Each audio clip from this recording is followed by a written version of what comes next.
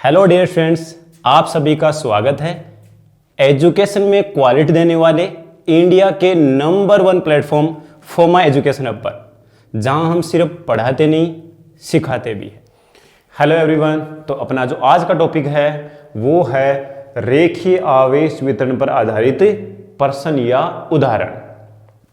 इससे पहले वाली वीडियो में अपन ने गाउस का नियम डिस्कस किया था। गाउस के नियम के अनुप्रयोग को समझने के लिए सबसे पहले हमने ये डिस्कस किया था कि जब हम गाउस के नियम के अनुप्रयोग करेंगे तो हमें किन किन चीज़ों का ध्यान रखना होता है, ठीक है। और उसके बाद में हमने गाउस का जो प्रथम अनुप्रयोग था, समरूप आवेशित अनंत लंबाई के चालक तार के कारण उससे 8 दूरी पर स्थित बिंदु P पर विद्युत क्षेत्र की तीव्रता की गणना करी थी। तो जो आपका एक समरूप आवेशित चालक तार है वह किसका उदाहरण होता है? रेखीय आवेश वितरण का उदाहरण होता है। तो रेखीय आवेश वितरण के कारण हमने एक तो अनुप्रयोग पढ़ ही लिया। दूसरा हम यहाँ क्या करें, गाउस के नियम का अनुप्रयोग का यूज नहीं कर रहे, केवल रेखीय आवेश वितरण पर आधारित जो प्रश्न है या जो उदाहरण है, जो कॉन्सेप्ट है, उनको हम आज यहाँ डिस्कस कर रहे हैं। गाउस के नियम का जो पहला अनुप्रयोग था वह रेखीय आवेश वितरण पे ही था, जो हमने अनंत लंबाई के समरूप आवेश चालक तार के कारण विद्युत क्षेत्र की तीव्रता ज्ञात करी थी, λ/2πε0r।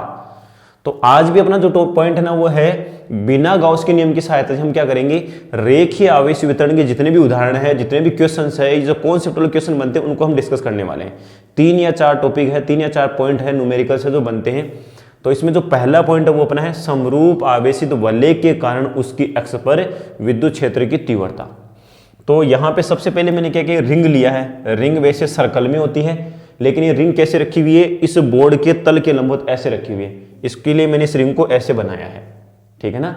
ये आपको रिंग नजर नहीं आ रही होगी, ये आपको एक ओवल शेप नजर आ रहा होगा अंडे के शेप में। सर ये तो दीर्घवृत्त नहीं, ये आपकी रिंग ही है। रिंग को जब हम ऐसे देखते हैं ना तो हमें एक पतली ऐसे लाइन से नजर आती है, तो इसलिए मैंने इस रिंग को ऐसे रख रखा है ना। ये जो हमारा बोर्ड है इसके तल के लंबवत रख रखा है, और इस बोर्ड के सामने इधर की तरफ इसकी अक्ष पर एक बिंदु P है।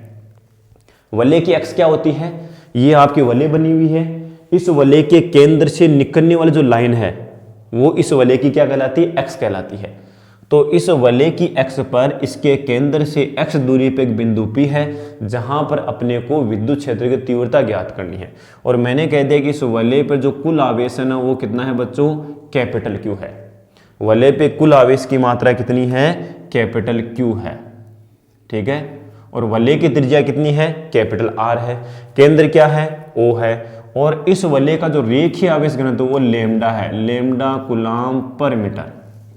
अब बच्चों क्या करें यहाँ पे, सर आवेश तो पूरी वलय पे है, तो यहाँ पर बिंदु P पर विद्युत क्षेत्र कैसे ज्ञात करें, क्योंकि यह किसका उदाहरण हो गया, सतत आवेश वितरण का। आवेश का वितरण बहुत पास है, तो इसके लिए हम कौन सी ट्रिक काम में लेते हैं, सर हम सबसे पहले एक छोटा सा अल्पांश लेते हैं, आवेश को क्वांटीकृत में मान लेते हैं।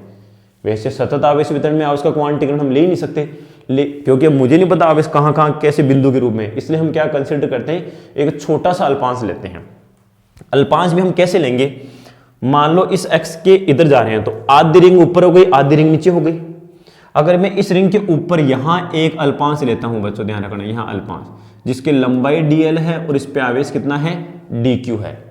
इस अल्पांश की लंबाई dl और इस पे आवेश dq है। अपने को पता है धनावेश के कारण हमेशा विद्युत क्षेत्र की तीव्रता क्या होती है, उस बिंदु से बाहर की तरफ होती है। तो हम यहाँ क्या देखेंगे, इस बिंदु पर, इस बिंदु P पर इस अल्पांश के कारण विद्युत क्षेत्र की तीव्रता किधर आएगी, यहाँ पे हम बना लेते हैं, ये देखो यहां से सर विद्युत क्षेत्र की तीव्रता की दिशा इस दिशा में होगी, ठीक है। इस dq आवेश के कारण विद्युत क्षेत्र की दिशा इस दिशा में होगी, और इसका हम नाम दे देते हैं de। और de का मान कितना हो गया, सॉरी de1 नहीं, ओनली de। और इस de का मान कितना हो जाएगा, k dq डिवाइडेड बाई, ये दूरी कितनी है, ये x है, ये r है। और आपको पता है एक समकोण त्रिभुज हो गया, समकोण त्रिभुज में दूरी कितनी हो जाएगी, r² प्लस x² की पावर हाफ, है ना। ये आपका आधार हो गया, ये लंब हो गया, और ये आपका कर्ण हो गया, ऐसे मान लो। तो कर्ण कैसे निकालते हैं, लंब का स्क्वायर प्लस आधार का स्क्वायर और उसका अंडर रूट। तो इसका मतलब k q अपॉन दूरी का स्क्वायर, तो यहां कितना हो जाएगा आर स्क्वायर प्लस एक्स के पावर हाफ नहीं लगाएंगे, क्योंकि जो अंडर है वो स्क्वायर से कट जाएगा। के क्यू अपॉन आर स्क्वायर आता है ना, बिंदु आवेश के कारण विद्युत क्षेत्रता क्या होती है, K Q upon are square. यहाँ क्यू कितना है, डी क्यू। इसका मतलब सर इस बिंदु आवेश के कारण विद्युत क्षेत्रता इधर आ रही है। दूसरी जब हम क्या करें, ऐसे और भी बहुत सारे अल्पांश, आदि वलय पे अल्पांश ले लो, सभी अल्पांशों के कारण विद्युत क्षेत्रता नीचे की तरफ ही आ रही है, इधर ही आ रही है। बट अगर मैं नीचे वाले अल्पांशों की बात करूं, इस वलय के नीचे वालों की, उनकी विद्युत क्षेत्रता किधर होगी, उस दिशा में होगी। मतलब आदि रिंग के कारण तो इधर आ रही है विद्युत क्षेत्रता, और आदि रिंग के कारण विद्युत क्षेत्रता किधर आ रही है, इधर आ रही है। अब आपको दिख गया होगा सर दो विद्युत क्षेत्र तीव्रता ऐसे मिल रही है, आदि रिंग के कारण नीचे की तरफ, आदि रिंग के कारण ऊपर की तरफ, तो परिणामी किधर आएगा सर, एक्स के अनुदिश ही आएगा। तो इसलिए इस चीज को समझने के लिए हमने यहां क्या किया, जितना अल्पांश यहां लिया उतना ही अल्पांश सेम टू सेम व्यास के अनुदिश है, व्यास के अनुदिश है, ये व्यास के अनुदिश है ना, जो व्यास है उनके दोनों सिरों पे, क्योंकि बराबर लेना है अपने को, जितनी दूरी पे वो है उतनी दूरी पे ये है, जिससे ये दूरियां बराबर है। तो यहां पर अगर इस अल्पांश के कारण यहां पे इस अल्पांश का मान भी कितना है, डी क्यू, इसके कारण अगर मैं विद्युत क्षेत्र की तीव्रता देखूं यहां पर इस बिंदु पी पे, तो वो भी कितनी आ रही है आपकी, इधर आ रही है बाहर की तरफ, वो भी बाहर की तरफ। और इसकी भी वैल्यू कितनी हो जाएगी सर, इसकी भी वैल्यू हो जाएगी अपने पास में डी ई, और डी का मान कितना हो जाएगा, के डी क्यू डिवाइडेड बाई वही दूरी आपकी कितनी रहेगी, R square plus X square. क्यों, क्योंकि ये दूरी भी कितनी है, R square plus X square की पावर हाफ है। इसका मतलब सर इन दोनों अल्पांशों से मिलके, इन दोनों अल्पांश युग्मों ने मिलकर इस बिंदु पी पर एक ने विद्युत क्षेत्रता इधर दी, एक ने विद्युत क्षेत्रता इधर दी। ये दोनों विद्युत क्षेत्र ना तो समान दिशा में है ना विपरीत दिशा में है, इसलिए हम हमेशा क्या अप्रोच लगाते हैं, समान दिशा में तो जोड़ लेते, विपरीत दिशा में तो घटा लेते, और लंबवत होते तो under E1 square plus E2 square कर लेते। ना तो लंबवत है, ना समान दिशा में है, ना विपरीत दिशा में, इसलिए हम क्या यूज करते हैं, घटक विधि। तो इन दोनों सदिशों के हम क्या लेंगे, घटक लेंगे, दो परस्पर लंबवत घटक। हम इन दोनों विद्युत सदिश राशियां जो है आपकी विद्युत क्षेत्र तीव्रता है, इनके दो परस्पर लंबवत घटक लेंगे। लंबवत घटक लेने से क्या होगा, अपने को एक आइडिया मिल जाएगा कि परिणामी विद्युत क्षेत्र किधर मिलेगा। घटक लेने के लिए थीटा की जरूरत पड़ती है। ये जो आपका पहला त्रिभुज और जो दूसरा त्रिभुज है बच्चों, दोनों त्रिभुज सर्वांगसम है, ये दूरी बराबर, ये भुजा दोनों में कॉमन, ये दूरी आर, ये दूरी आर, ये भी 90 डिग्री, ये भी 90 डिग्री, तो बच्चों ये भी कोण थीटा, ये वाला कोण भी थीटा है, तो शीर्षाभिमुख कोण भी थीटा, और इधर ये वाला कोण भी थीटा। आमने सामने वाले कोण तो बराबर होते हैं जब दो लाइनें काटती है। थीटा के साथ हमेशा कौन सा घटक सर, थीटा के साथ हो गया डी ई कोस थीटा। इसका भी इधर वाला घटक कौन सा, डी ई कोस थीटा, और दूसरा घटक क्या आ जाएगा हमारे पास में यहाँ पे, डी ई साइन थीटा, और इसका दूसरा वाला घटक क्या आ गया, डी ई साइन थीटा।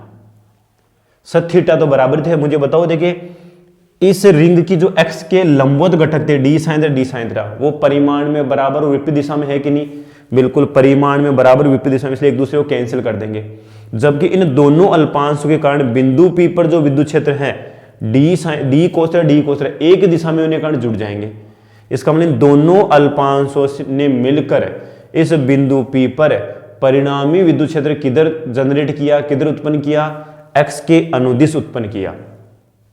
इसका मतलब यहां d आपने dq लिया, ऐसे dq यहां लिया होता तो इसके सामने लिया होता, इधर लिया होता तो इधर लिया होता।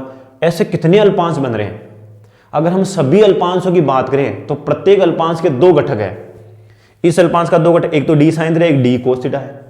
इस अल्पांश का भी एक डी साइन थीटा, एक डी कोस थीटा है। केवल एक ही घटक ऐसा है जो परिणामी विद्युत क्षेत्र उत्पन्न करने में योगदान दे रहा है, और वो घटक कौन सा है, ओनली डी कोस थीटा।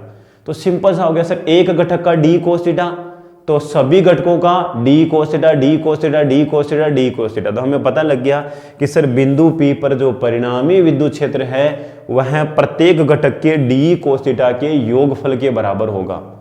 तो संपूर्ण यहाँ पे जो हमारे पास में x पे जो है, यहाँ पे सबसे पहले हमने क्या देखा, DE के दो परस्पर लंबवत घटक, दो परस्पर लंबवत घटकों में से डी कोस थीटा परिणामी विद्युत क्षेत्र, परिणामी विद्युत क्षेत्र के लिए उत्तरदायी है, के लिए उत्तरदायी है, जबकि डी साइन थीटा दूसरे वाले डी साइन थीटा से कट जाएगा। इसका मतलब हमारे पास में एक्स के ऊपर, और इसकी दिशा भी किधर है, एक्स की दिशा में। देखो जो परिणामी विद्युत क्षेत्र आया है बच्चों, उसकी दिशा किधर है, एक्स की दिशा में। तो हमारे पास में एक्सिस कितना हो जाएगा सर, ये हो जाएगा समाकलन कर लेना है किसका, डी ई कोस थीटा का। और समाकलन भी हम किसके ऊपर कर रहे हैं, रिंग के ऊपर कर रहे हैं, वलय के ऊपर कर रहे हैं। मतलब समाकलन वलय का करेंगे, जो डी कोस थीटा हमारे पास घटक आए ना, वो इस डी क्यू से मिलके बने हैं। सबसे पहले आप डी का मान रख लो। समझ में आ गया ना, ये समाकलन डी कोस थीटा कैसे रखा है सर, एक अल्पांश के कारण डी कोस थीटा आ रहा है, तो समाकलन का मतलब क्या हुआ सर, कितने अल्पांश लिए होंगे आप, पूरी रिंग आ जाएगी आपकी। तो डी का मान कितना है, डी का मान है sir K D Q divided by are square plus X square into cos theta. बच्चों देखो कोस थीटा ज्यामिति से देखो, यहाँ पे कोस थीटा बराबर क्या होता है, आधार बटे कर्ण। कोस थीटा बराबर क्या होता है, आधार बटे कर्ण, लाल बटे कक्का। देखो बच्चों आपने सीख रखा है इसको, लाल बटे कक्का, आधार बटे कर्ण। तो आधार थीटा के सामने लंब हो गया, आधार हो गया, तो आधार कितना आ गया, एक्स बटे कर्ण क्या है, R square plus X square की पावर हाफ। चलो भाई देखिए समाकलन करो। समाकलन किसका करेंगे सो, जो बदलेगा, यहां पर आपकी दूरी एक्स फिक्स है, आर भी फिक्स है, ये वाली दूरी फिक्स है, केवल डी क्यू बदल रहा है, पता है ना सर। डी क्यू एक अल्पांश है, D Q D Q D Q D Q D Q. समाकलन का मतलब क्या है, पूरी वलय आपको काउंट करनी है, और पूरी वलय तभी है कि जब आपका पूरा आवेश काउंट होगा। इसका मतलब सर हमारे पास में एक तो K X divided by are square plus X square की पावर 3/2, ये तो आ गया बाहर। 3/2 कैसे हुआ, यहाँ पावर 1 है, यहाँ पावर हाफ है। बेस सेम होते हैं, जब आधार सेम होते हैं तो घातें जुड़ जाती है। और केवल समाकलन में कौन रहेगा, डी क्यू। और यहाँ क्या लगा दिया अपने, रिंग के ऊपर, एक वलय के ऊपर हम समाकलन करने। तो रिंग के ऊपर टोटल आवेश कितना था सर, आपने क्यू लिखा था, तो हमारे पास फॉर्मूला आ गया K Q x divided by are square plus X square की पावर 3/2। समाकलन ऑफ डी क्यू का मान कितना आ गया, कैपिटल क्यू आ गया।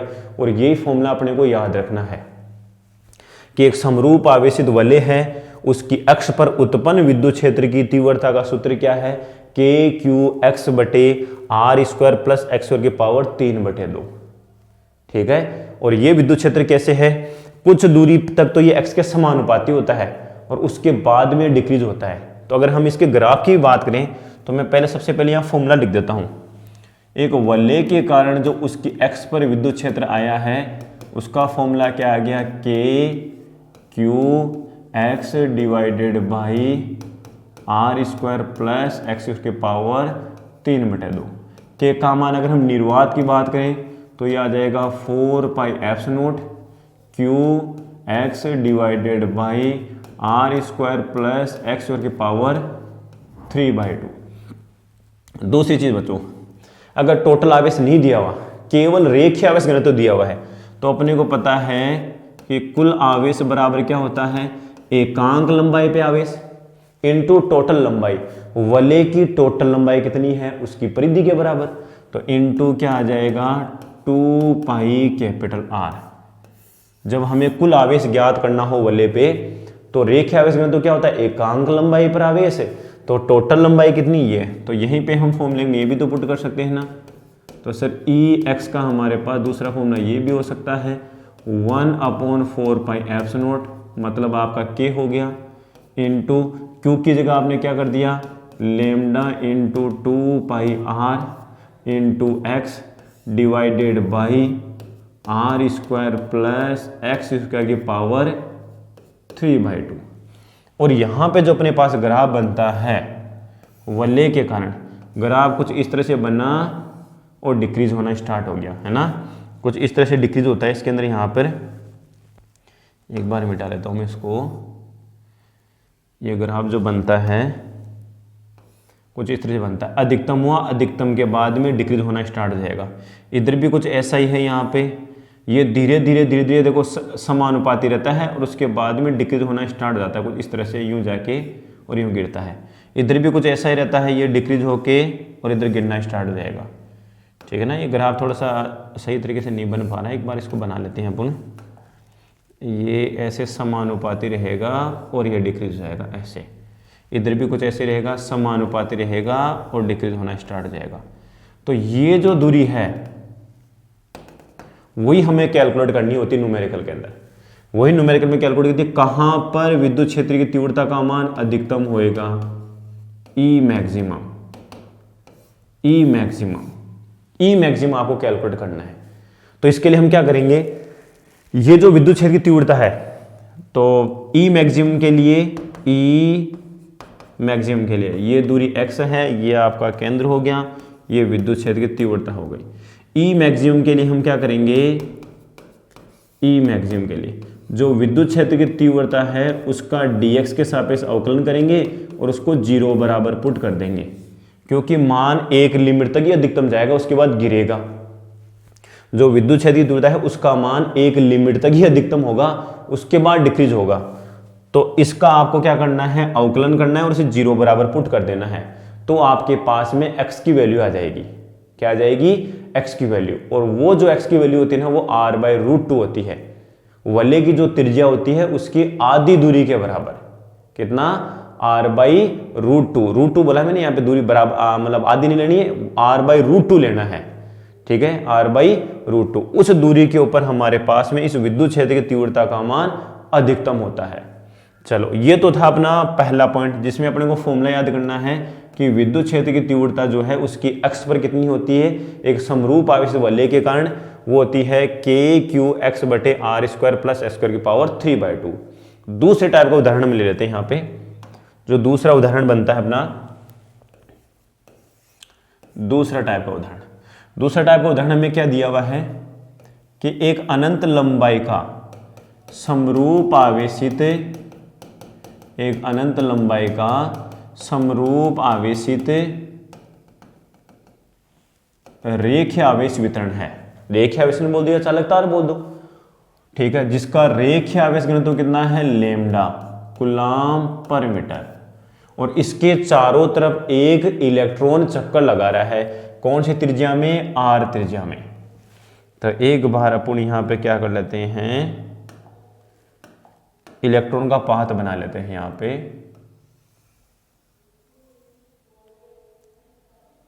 पे एक इलेक्ट्रॉन इसके चारों तरफ चक्कर लगा रहा है। यहां पे मैं इलेक्ट्रॉन बना लेता हूं, किस वेग से, v रेखीय वेग से, और ये इलेक्ट्रॉन है।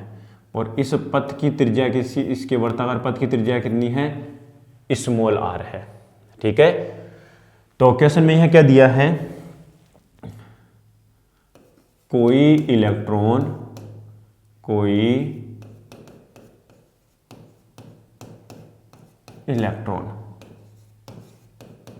किसी लैम्डा रेखीय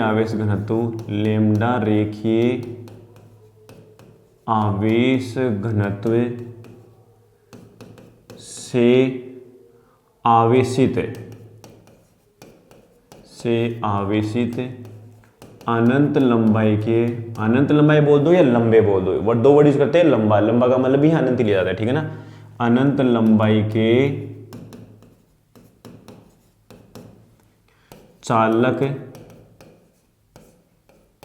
तार के चारों ओर स्मॉल r त्रिज्या के वृत्ताकार पथ में v वेग से चक्कर लगा रहा है, तो इलेक्ट्रॉन का वेग ज्ञात कीजिए, इलेक्ट्रॉन का कक्षीय वेग या वेग ज्ञात कीजिए, किस वेग से ये चक्कर लगा रहा है। अब इसको मैं बस इसमें हम केवल कॉन्सेप्ट समझना है कि जब इलेक्ट्रॉन चक्कर लगा रहा है तो वृत्ताकार पथ में चक्कर लगाने के लिए हमेशा क्या जरूरी होता है, आवश्यक अभिकेंद्रीय बल की आवश्यकता होती है, अभिकेंद्रीय बल की आवश्यकता होती है, क्योंकि जो उसकी गति है ना वो तो उसको बाहर ले जाने की कोशिश करेगी और अभिकेंद्रीय बल उसको अंदर रखने की कोशिश करेगा। इसका मतलब दो बल यहां काम में आ रहे हैं, एक बल तो हमारे पास में अभिकेंद्रीय बल होना चाहिए और एक बल जो होता है उसको हमेशा बाहर की तरफ रखिए, दोनों बराबर होने चाहिए। तो सर यहाँ अभिकेंद्रीय बल मिलेगा किससे, ये इलेक्ट्रॉन अंदर की तरफ क्यों खिंच रहा है। देखो बच्चों आपको दिख गया होगा यहां पर एक धनावेश है, रेखीय धनावेश है, ये जो आपका आवेश वितरण है, धनावेश आवेश वितरण, ये इलेक्ट्रॉन को आकर्षित करेगा, इसलिए इलेक्ट्रॉन अपनी गति की वजह से बाहर नहीं जा पाएगा। तो यहां पर वृत्ताकार पथ में गति करने के लिए क्या आवश्यक है, वृत्ताकार पथ में गति के लिए, वृत्ताकार पथ में गति के लिए क्या है, आवश्यक अभिकेंद्रीय बल, आवश्यक अभिकेंद्रीय बल बराबर कहां से मिलेगा, कूलाम के विद्युत बल से। भाई इलेक्ट्रॉन और रेखीय आवेश वितरण के मध्य बल लगेगा, तो कूलाम का विद्युत आकर्षण बल, विद्युत आकर्षण बल बराबर है बच्चों, यहां देख लो। और अभिकेंद्रीय बल तो क्या होता है आपको सबको पता है, इलेक्ट्रॉन का द्रव्यमान, उसका वेग और डिवाइडेड बाय त्रिज्या कितनी है r। अभिकेंद्रीय बल का सूत्र क्या होता है, mv²/r। अभिकेंद्रीय बल का सूत्र क्या होता है, mv²/r। और ये कहां से मिला सर, q × e से। q यहां पे क्या है, इलेक्ट्रॉन पे आवेश, इलेक्ट्रॉन पे आवेश ई लिख सकते हैं। ई यहां पर क्या है, विद्युत क्षेत्र विद्युतता। सर जहां इलेक्ट्रॉन चक्कर लगा रहा है वहां विद्युत क्षेत्र कितना है, भाई जब तक विद्युत क्षेत्र नहीं होगा तब तक हम आवेश में बल कैसे निकाल सकते हैं। और हमें पता है कि किसी अनंत लंबाई के रेखीय आवेश वितरण के कारण r दूरी पर विद्युत क्षेत्र का फॉर्मूला अपने को पता है। तो जब अपने को पता है तो हम वेग वगैरह सब कैलकुलेट कर सकते हैं। तो हमारे पास यहाँ क्या आ गया सर, mv²/r बराबर e इंटू ई का मान सबको पता ही है, λ/2π∗ε r। क्योंकि ई का मान कितना हो गया, λ/2π∗ε r। समझ में आया ना कैसे किया है ये। सर हमेशा आवेश पे बल तभी लगता है जब वहां विद्युत क्षेत्र होना चाहिए, और विद्युत क्षेत्र किससे बन रहा है, अनंत लंबाई के रेखीय आवेश वितरण कारण उत्पन्न हो रहा है, और उसी विद्युत क्षेत्र में इलेक्ट्रॉन चक्कर लगा रहा है, इसलिए इलेक्ट्रॉन पे बल आकर्षण बल लग रहा है। विद्युत क्षेत्र रहेगा बाहर की तरफ तो ऋणावेश बल लगेगा अंदर की तरफ, और वही बल है ना आवश्यक अभिकेंद्रीय बल प्रदान कर रहा है। तो यहां पे हम क्या देखते हैं सर, r से r कैंसिल हो गया, तो अपने पास में v² कितना आ रहा है, v² आ रहा है λ/2πm∗ε0। तो v बराबर कितना हो गया बच्चों, सर ये हो गया λ/2π∗m का रूट। बस ये हमारे पास में डेरिवेशन आ गया। अब न्यूमेरिकल आता तो हम क्या करेंगे सर, 2π∗0 की वैल्यू नहीं पता, न्यूमेरिकल टफ हो रहा है, तो हम इसको 4π∗0 बनाएंगे, क्योंकि 1/4π∗0 की वैल्यू कितनी होती है, 9 × 10⁻⁹ होती है। तो यहां क्या किया, 2 से ऊपर मल्टीप्लाई किया, 2 से नीचे मल्टीप्लाई किया, या सर v बराबर आ रहा है क्या, 2 से यहां मल्टीप्लाई हुआ तो 1/4π∗0 तो क्या हो k, तो ऊपर फॉर्मूला बन गया 2k λ/e/m। ये अपने पास फाइनल फॉर्मूला आ गया जो न्यूमेरिकल के लिए इंपॉर्टेंट बन गया हमारे लिए। इस टाइप का क्वेश्चन बोर्ड 2019 में भी आया था और 2008 में भी आया था, आप चेक कर सकते हो राजस्थान बोर्ड वाले बच्चे। यह क्वेश्चन 2 बार रिपीट हो चुका है। राजस्थान बोर्ड में 2008 में आया हुआ न्यूमेरिकल है और 2019 में भी न्यूमेरिकल ही आया था, जिसमें आपको लेमडा दिया था और इलेक्ट्रॉन का द्रव्यमान दिया था, बस खत्म। और त्रिज्या केवल r बोला तो त्रिज्या भी दे दो, मान लो अगर त्रिज्या नहीं दे तो भी अपने को करना है, क्योंकि त्रिज्या तो कैंसिल हो रही है। तो फाइनल फॉर्मूला ये हो गया, k की टर्म में रखना, ध्यान रखना k की टर्म में रखोगे तभी आप 9 × 10⁻⁹ लिख पाओगे, वरना यहाँ पे कैलकुलेशन करते रहना, आंसर आएगा ही नहीं। क्लियर यहाँ तक। ये अपने दूसरे टाइप का क्वेश्चन हो गया। तीसरे टाइप का जो क्वेश्चन बनता है, थर्ड जो क्वेश्चन है वो क्या है बच्चों, देखो यहाँ पे हमारे पास में दो अनंत लंबाई के, हमारे पास यहाँ क्या है, दो अनंत लंबाई के समांतर चालक तार है। हमारे पास में यहां अनंत लंबाई के दो समरूप आवेशित चालक तार हैं।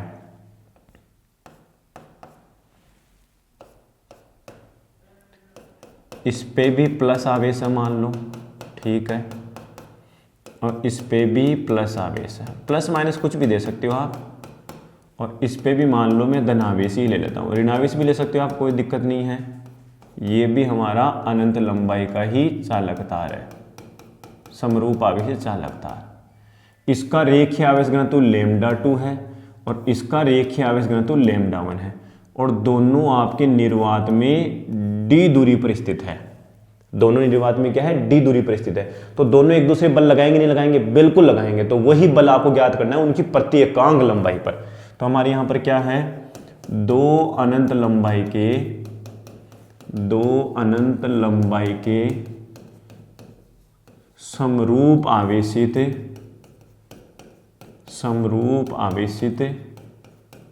चालक तार एक दूसरे से स्मॉल d दूरी पर निर्वात में समानांतर रखे हुए हैं। समानांतर रखे हुए हैं तो उनकी प्रत्येकांक लंबाई पर, तो प्रत्येकांक लंबाई पर बल की गणना कीजिए, बल की गणना कीजिए। ये क्वेश्चन है, इसके लिए वो ट्रिक लगानी पड़ेगी अपने को। सर आपने भी कहा बल तभी लगेगा जब आवेश हो और विद्युत क्षेत्र हो। आवेश है तो इस आवेश के कारण यहां विद्युत बल। सर तार तो वो अनंत लंबाई का है, तो आप क्या करो, यहां पे एक अल्पांश ले लो, अल्पांश dl लंबाई का, इस पे आवेश कितना है dq। अब ये सोचो कि केवल आपको इसी पे बल निकालना है, इस पे बल निकालना है। यहां विद्युत क्षेत्र कितना है पहले तार के कारण, तो dq आवेश पर प्रथम तार के विद्युत क्षेत्र के कारण, प्रथम तार के विद्युत क्षेत्र के कारण बल। बताओ बच्चों, देखिए बल कितना आ जाएगा। सर बल आ जाएगा dl लंबाई पे, सिर्फ छोटी लंबाई पे तो df बराबर क्या होता है, आवेश इंटू वहां पर विद्युत क्षेत्र। आवेश तो यहां ले लिया, लेकिन विद्युत क्षेत्र किसका है, पहले तार का है। विद्युत क्षेत्र किसका है, पहले तार का। सर dq कैसे करें, dq दूसरे आवेश का है, dl लंबाई पे आवेश है, एकांक लंबाई पे तो कितना होता है λ2, कितने लंबाई पे है, dl लंबाई पे। dq आपने कैलकुलेट कर लिया भाई, इस तार पे dq निकालना, हम क्या करेंगे, सर एकांक लंबाई पे λ2 है तो dl लंबाई पे आवेश कितना हो गया, ये आवेश कितना हो गया, ये हो गया E1, पहले तार के कारण विद्युत क्षेत्र है, क्योंकि पहले तार के कारण जो विद्युत क्षेत्र उसी में तो दूसरा तार रखा है, तो वो कितना हो जाएगा λ1 divided by 2 pi epsilon into दूरी कितनी है d, r लिख लो दूरी, कोई दिक्कत नहीं है। समझ में आ गया होगा कैसे क्या है। सर इस अनंत लंबाई के चालक तार के कारण d दूरी पर जो विद्युत क्षेत्रता होती है यही तो होती है λ1/2 पाई एप्सिलॉन r। तो जैसे आप इसको सोल्व करते हो तो बच्चों बताओ क्या आ रहा है, सर ये आ रहा है λ1 λ2 into dl divided by 2 pi epsilon into d। ये बल है dl लंबाई पे। तो एकांक लंबाई पे बल कितना हो गया, अतः है एकांक लंबाई पर बल, अतः एकांक लंबाई पर बल कितना हो जाएगा बच्चों, df बाई dl, और फॉर्मूला कितना आ गया λ1 λ2 divided by 2 pi epsilon into d लिख दो या r लिख दो। इसको k के टर्म में करेंगे तो क्या आ जाएगा, 2 से ऊपर गुणा करेंगे 2 से नीचे गुणा करेंगे तो क्या बन जाएगा 2k λ1 λ2 upon d। Important question है बच्चों, ये नीट 2018 में भी आया था, चेक कर लो आप आराम से अच्छे से। सिंपल क्वेश्चन होते हैं, बहुत इजी क्वेश्चन होते हैं। ये नीट 2018 में क्वेश्चन आया था बच्चों, ठीक है, सिंपल क्वेश्चन है। चलो, फिजिक्स को बेसिक से समझकर सीखने के लिए और class 11-12 IIT JEE and NEET की प्रिपरेशन करने के लिए आज ही जुड़िए फोमा एजुकेशनल हब के साथ। स्कूलिंग, कॉलेज एंड सभी कॉम्पिटिटिव एग्जाम्स के कंप्लीट कोर्स देखने के लिए आज ही प्ले स्टोर से डाउनलोड कीजिए फोमा एजुकेशनल हब का मोबाइल एप्लीकेशन।